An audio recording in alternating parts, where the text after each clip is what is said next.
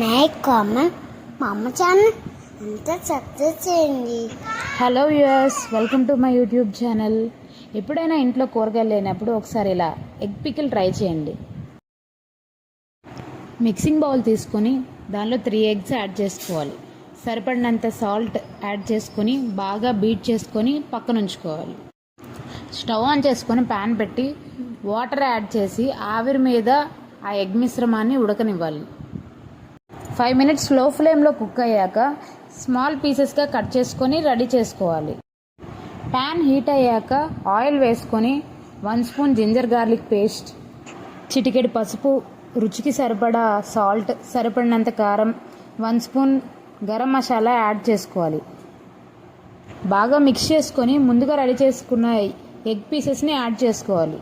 దానిలో కొంచెం lemon juice add చేసుకుని సర్వ్ చేసుకుంటే రెడీ. అలా చేయండి మా అమ్మ.